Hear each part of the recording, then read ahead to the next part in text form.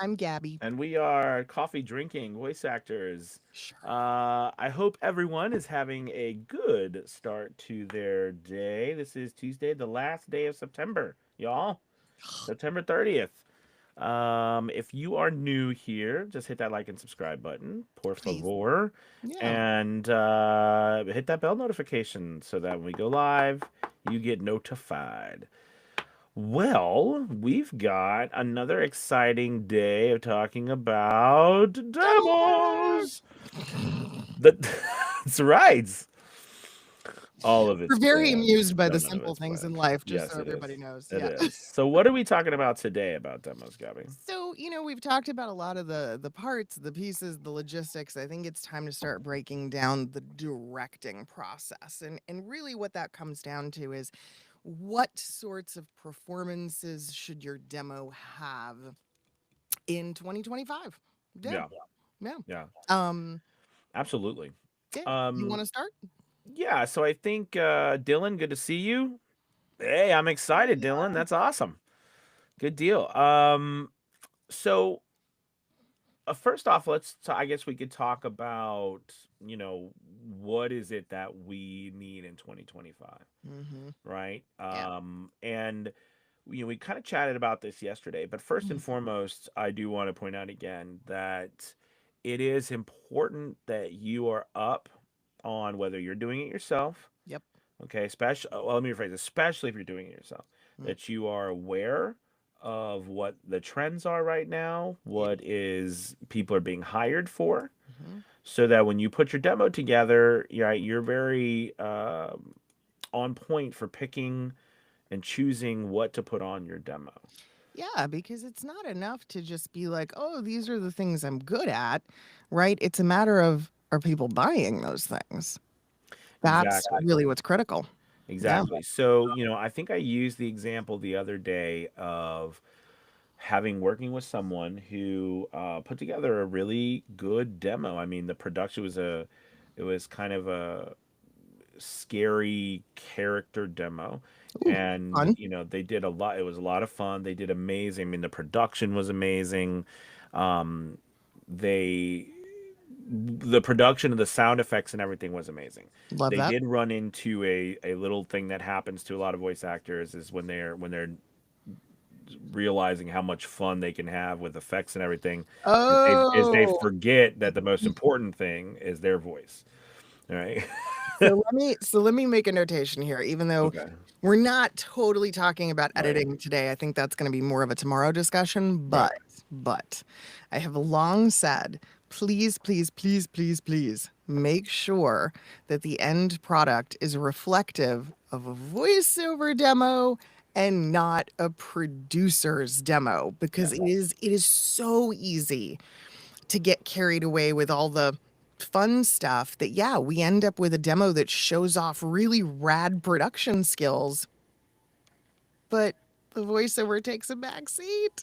Yeah. Yes, and that particularly that was something that happened. So I think that's a wonderful Mhm. topic for us to discuss. Mhm. But going back, but talking about what was right. So what I realized was is that we were the point of making the demo was to try to book more commercial type Halloween Sure. spots, right? And but the actual spots on them was really more geared towards video game, Oh, um, maybe like uh, cartoon anime, like mhm. really like animation monologues, right? Gotcha. There was nothing like it. It did not. Again, it was scary, right? So that part was right, but the idea of putting, you know, commercial type spots Mm. that you would actually be Mhm. casted for in that scenario for a Halloween scenario, that's not what was on the demo. Got it.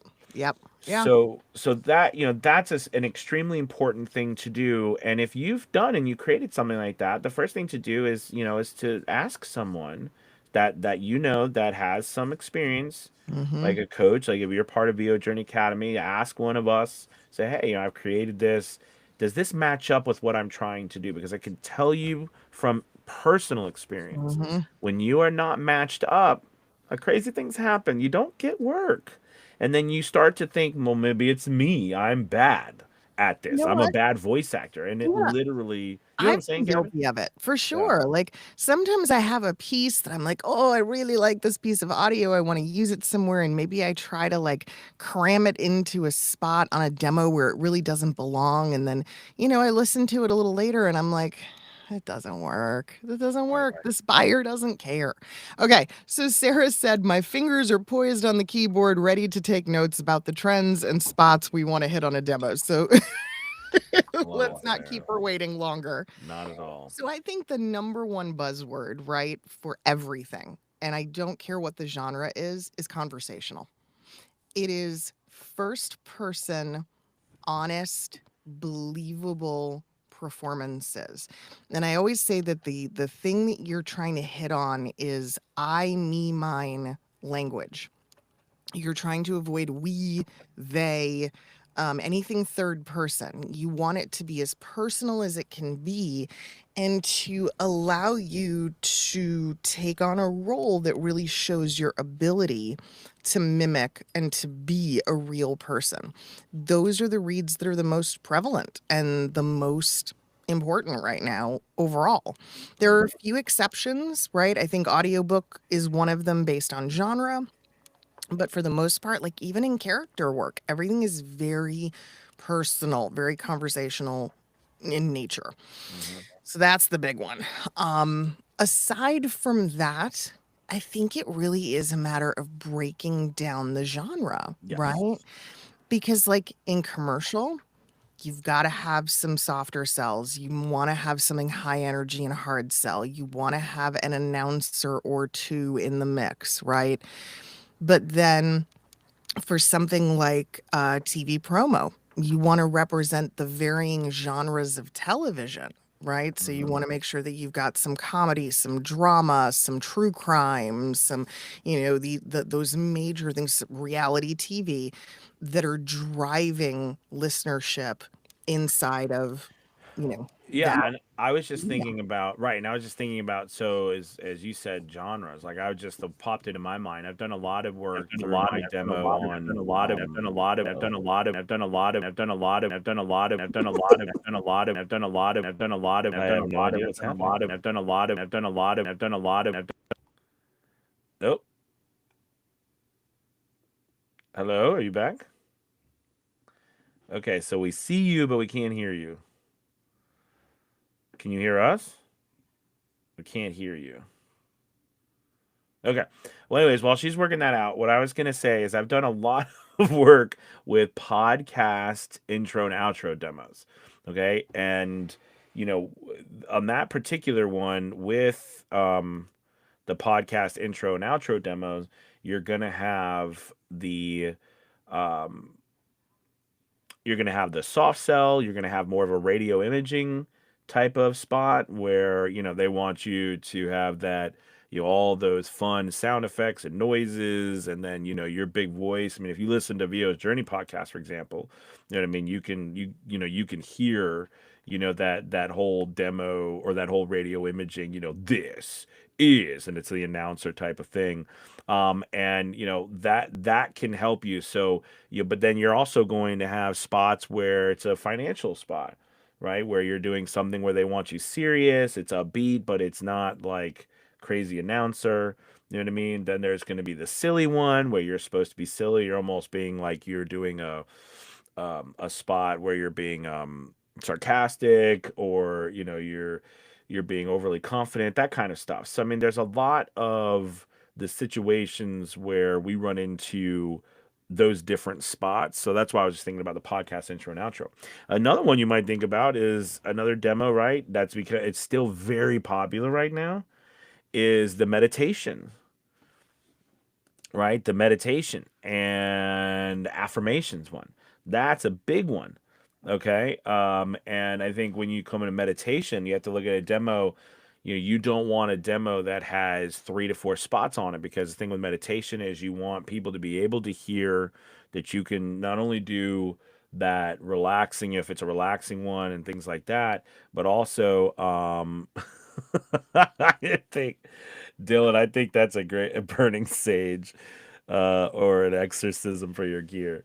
Yeah, no doubt. But so I was thinking about that one. You want to have like pretty much one spot on that. You know what I mean? That's like 45 seconds to a minute, and that spot is showing, what you can do, like with you have a nice piece of music. I mean, you could possibly do two spots, but generally speaking, people are going to find out whether they like your voice or not right off from the beginning of that piece. You know what I mean? And we don't need to go and doing 3 or 4 pieces with that type of demo.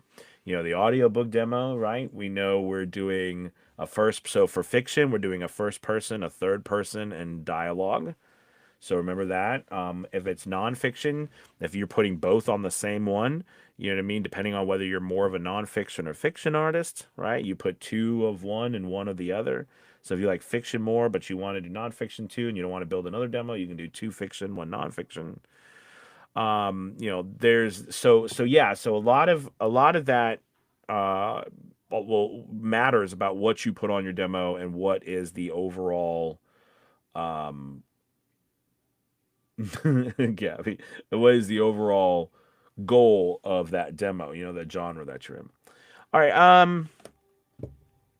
Well, Gabby, you have a screen there, but you're like the Phantom. It's like the Phantom Gabby. So I'm not sure what's going on. If I stop and you talk, can you talk? I'm not sure we hear. We don't hear you. Hello? Well, while she's working on that, so anyways, we're talking about that and the trends of the demo. I think, moving on from that. No, we can't hear you. We can't hear you or see you. We need an exorcism. That's like Dylan said. All right, well, let's move into the directing. I'm going to try one more time. Oh, am I back? Huzzah. You are back. We'll just need to hit our mutes when we're talking. Got it, because the echo cancellation. Yes. All right. So we were talking. Did you hear everything I talked about? Mostly, yeah. Okay. So give us your take. Wait, which part? We were still talking about the trends, and I was going into some of the other demos. Yeah. I mean, I think everything you're talking about is on point. I think it all comes down to, like anything else, really knowing your genre, talking to other people, getting perspectives about what's booking. That's another big thing, is using your booking stats, if you have them, to kind of propel some of the choices that you make in the demo. And there's always a benefit and sort of a positive negative, right, to taking things up to committee. On one hand, it's like you want input from a variety of people. On the other hand, take what you need, leave what you don't, and just be careful that you don't have too many cooks in the pot, because you will get loads of different opinions and different sources.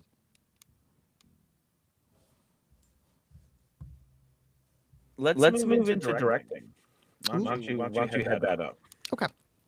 So the directing process, I mean, if you're self-directing, it really is having an ear for, how do I juxtapose these pieces and make sure that the performances are different? Now, different does not necessarily mean lots of different vocal, right, technique or effect or different voices. If it's a character demo, for sure. But for other genres, it doesn't mean that, right? It doesn't mean showing different accents or doing a lot of really wild things with your voice. It's more about making certain that you are showing different emotions and different vocal ranges in your normal speaking voice. And it's making sure that, yeah, like I said, juxtaposition, I think, is the best way to put it. You really want contrasting reads and performances next to one another so that you're giving the impression of even more variety, more versatility. And that's really what makes a big difference there. If you can have someone else direct you, obviously, like if you're hiring a demo producer, fantastic. If you can have a coach work with you on your demo pieces one-on-one and, direct you that way, that's fantastic too.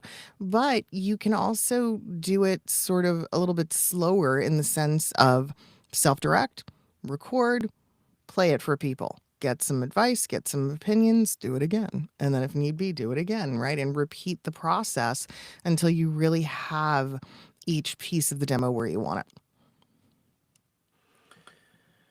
Yeah, I think the the part two I'd like to talk about now is Gabby, I think it's a good time about being direct, like being able to be they call it being directable, right? Or this idea about when you are working with someone and they're giving you direction, how well do you take that direction?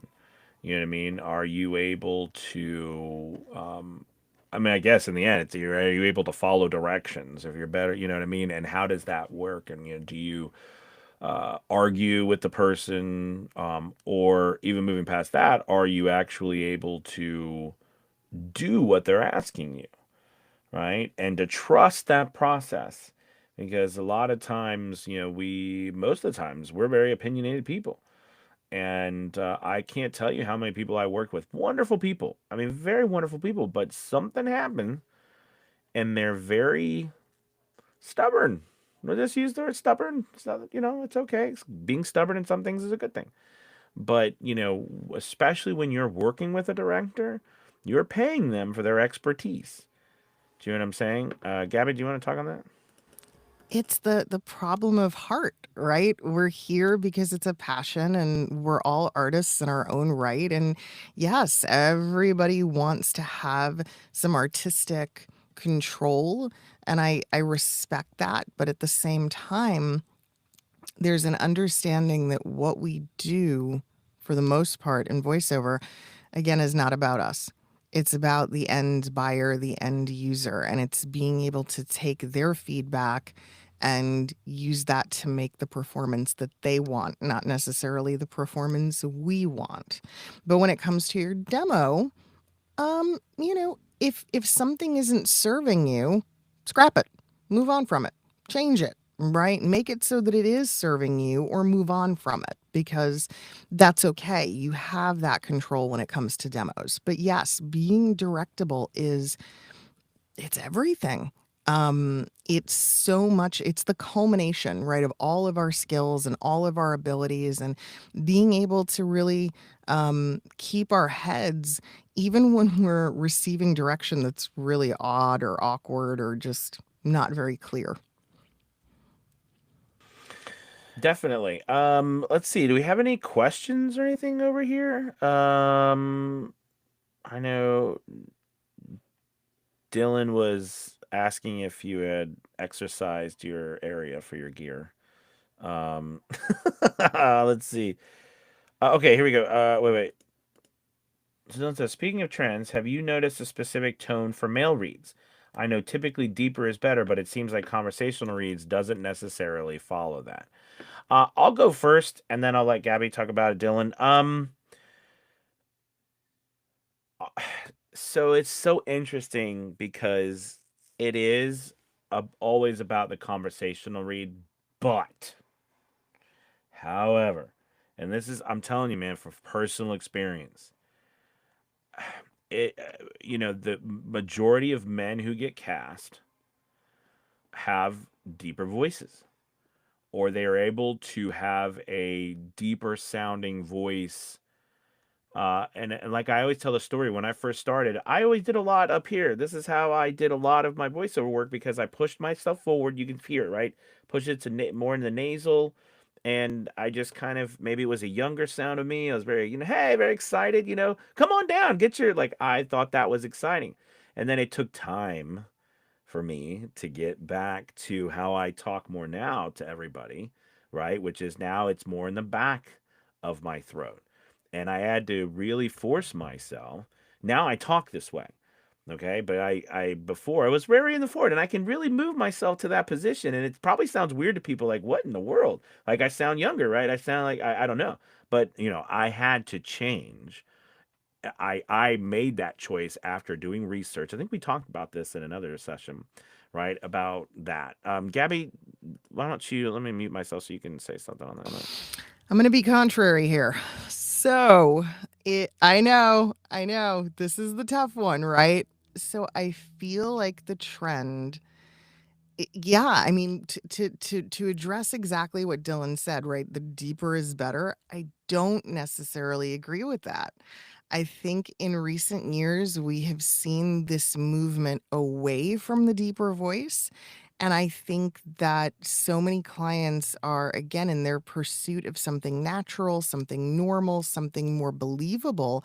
We've seen voices that are softer. We've seen voices that are less bassy. We've seen a lot of what we call dorky guy or nerdy guy, who tends to be a bit more nasal, right? A bit more of that forward voice, a bit younger. He sounds a little bit potentially socially awkward, you know? And yeah, and that's a big trend. People really like it. So Okay, I will always say Gabby knows what she's talking about. However, I will say that what I would recommend is if you could do both, that would be very wonderful because they are going, yes, we are, I think we are, especially with AI, it's more important now than ever to be unique. So I agree completely with that. I would say that the majority still, at least from a male perspective that I've seen, is like that. But Gabby's absolutely right. There's more movements towards trying to find a place for everybody, no matter how you sound. Now, let me rephrase. When I say deep, I don't mean I don't mean that. Like there, you know what I mean? I mean just being able to speak more, right, exactly from your chest.